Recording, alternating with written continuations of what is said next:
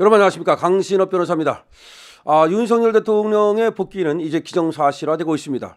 지금 윤석열 대통령의 복귀가 다만 언제 선거가 날 것이냐, 언제 선거 기일을 통보할 것이냐, 그리고 윤 대통령이 돌아오면 무엇이 바뀔 것이냐, 이런 것들이 호사가 될 사이에서는 벌써부터 흥미로운 얘기입니다.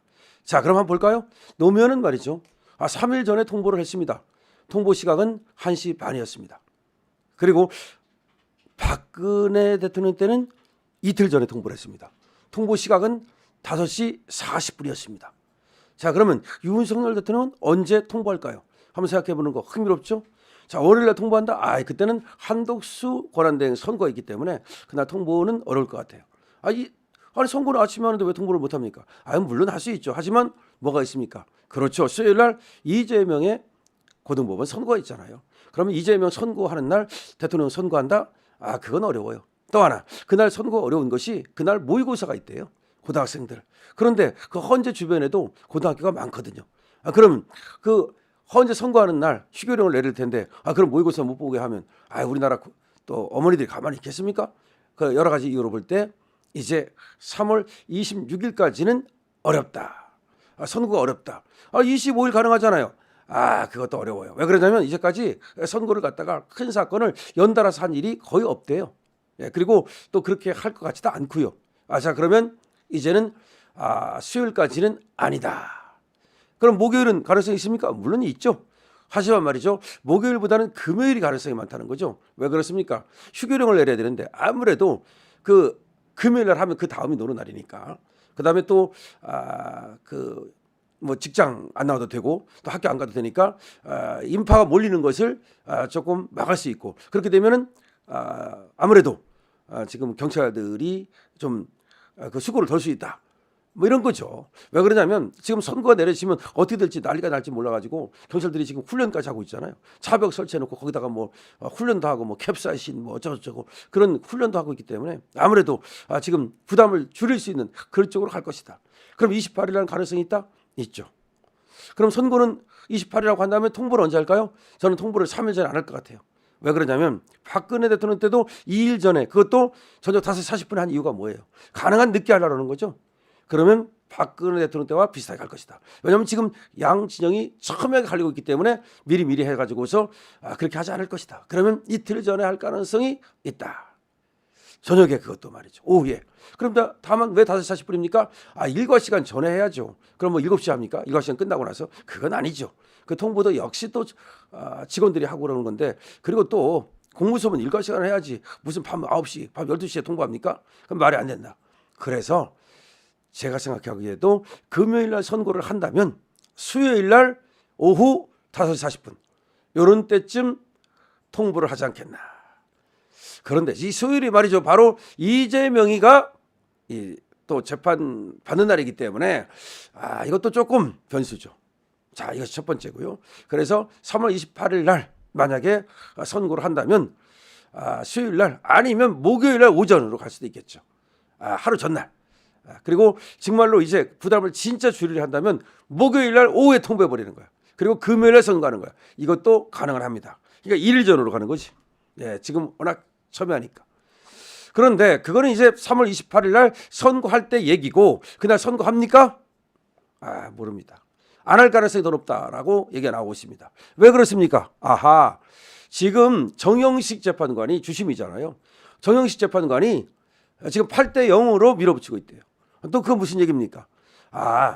지금 생각해 보세요. 이게 기각으로 가게 되면, 만약에 4대 4 이렇게 가거나 5대 3 이렇게 가게 되면 국론 분열을 막을 수가 없다. 원래가 대통령을 탄핵하기 위해서는 8명 중에 6명이 필요하잖아요, 지금. 그러니까 6명이 안 돼가지고 뭐 5명이 인용 의견이다. 그렇다 하더라도 그럼 인용 의견면이 5명이고, 그럼 기각이 3명이니까 인용이 이긴 거 아니야? 6명만 안 됐을 뿐이지 5명 됐으니까 그러면 윤 대통령은 이제 정통성이 없어. 5대 3이야. 그러면서 민주당이 난리칠 거 아니냐 이거지. 민주당은 만약에 5대 3 되면 탄핵이 기각돼도 우리가 이긴 거나 마찬가지야. 윤 대통령 잘못이 많아. 그러면서 난리칠 거 아니야. 지금까지도 난리쳤는데 또 난리칠 거 아니야. 그럼 윤 대통령은 그럼 또 뭐 저놈들이 난리치면 가만히 있습니까? 그렇지는 않죠. 그러면 국정이 완전히 분열되고 나라가 완전히 두동강 나겠죠. 그래서 그렇게 되는 건 바람직하지 않다. 그러면 4대 4. 그래서 김영도가 이쪽으로 온다. 그런 설이 있는 거죠. 그럼 4대4가 됐다. 그럼 물론 기각이죠. 기각이지만 야 4대4는 또 평평하잖아. 그러면 4대4면 완전히 두 조각 반반 50대 50으로 딱 갈리는 거 아니냐. 그런 어떤 걱정을 한다는 거예요. 그래서 어차피 정영식의 이제 지금 나오는 얘기입니다. 어차피 지금 윤석열 대통령은 복귀하자냐. 어차피 복귀할 것 같으면 괜히 기각으로 가지 말고 야 각하로 가자 8대 0으로. 어차피 복귀하는 거 똑같지 않냐. 각하로 가자. 그럼 각하로 갈 만한 일이 있습니까? 있지 않냐. 내란죄 뺐잖아. 그다음에 일사부조의 원칙 어겼잖아. 국회에서 조사 절차, 청문 절차 하나도 안 했잖아. 국회에서 처음부터 이 소추할 때 문제가 있어. 이 의결할 때부터 문제가 있어. 그러면 깔끔하잖아. 정영식 주심이 그렇게 밀어붙이고 있다는 거예요. 지금 나오는 얘기입니다. 거기다가 김복형 왔잖아요. 김복형 법리가 또 밝아가지고 정계설을 완전히 또 제압하고 있고, 그리고 또 정영식이가 저 문영배를 제압하고 있고, 그래서 그럼 그렇게 할까? 8대 0 각하로 밀어붙이고 있다는 거예요. 그럼 각하로 갈 가능성이 있습니까? 있습니다. 왜 그러냐면요. 한번 생각해 보세요. 어차피 안 될 것 같은 거 그러면 괜히 저쪽에 의견 이쪽에 의견 써가지고 자기 이름을 쓰고 거기다가 도장을 꽝 찍어야 돼요. 그러면 역적이 되는 거잖아. 저쪽에 내면 우리의 역적이 되는 거고, 또 우리는 또 저놈들이 또 시내로 주겠지. 그런 것들을 막기 위해서는 8명 같이 가자. 같이 가면 할 말 없잖아. 8대 0으로 가자. 그럼 뭐가 밖에 없냐? 각하로 간다. 기각으로 가져서는 8대 0을 만들 수가 없다. 이렇게 나온다는 거예요. 지금 이것이 지금 정영식 8대 0 설입니다. 정영식 8대 0 설입니다. 물론 이것이 정통합니까? 정통한 게 지금 내가 문영배한테 들은 것도 아니고 그건 정통하다고는 말할 수 없지만 여러 가지 추정과 그다음에 또 이것이 한 사람의 얘기가 아니라 집단 지성, 많은 사람들이 또 이제 듣고 또 서로 추려보고 여러 가지 그런 과정을 거친 거기 때문에 가능성은 충분히 있다. 제가 생각해도 저 인사이트로 판단해도 가능성은 충분히 있다. 그리고 정영식의 어떤 그 8대 0 밀어붙이기 위해서 8대 0으로 가는 게 아니냐. 그래야 또 지금 판결문을 쓰기가 좋아요. 만약에 각하로 가면요, 그 다음에 쟁점별 판단을 할 필요가 없어요. 만약 각하로 안 가면 쟁점별 판단 5개, 6개 정도 쟁점이 있거든요. 그거에 대해서 하나하나 판단해야 돼요. 그리고 그 하나하나에 대해서 말이죠, 중대성 요건, 보충성 요건 수많은 판단을 해야 돼요. 그리고 원래가 중대성 요건과 보충성 요건이라는 건 뭐냐면 중대 명백해야 된다는 말이 있어. 이걸 중대 명백설이래요. 중대하고 명백해야 된다. 뭐가? 헌법 위반이, 뭐가? 법률 위반이. 그래야만 그것이 파면 사유가 될 수 있다. 이게 중대 명백 이론이에요. 중대 명백 이론. 그리고 지금 보충성 이론이라는 건 뭐냐면 탄핵은 보충적인 어떤 하나의 방법이지 그것이 주가 되면 안 된다. 그러니까 하다 어쩔 수 없을 때 탄핵을 시키는 거지 이 탄핵을 쉽게 시켜서는 안 된다. 이 말이 보충성 요건이라 해요.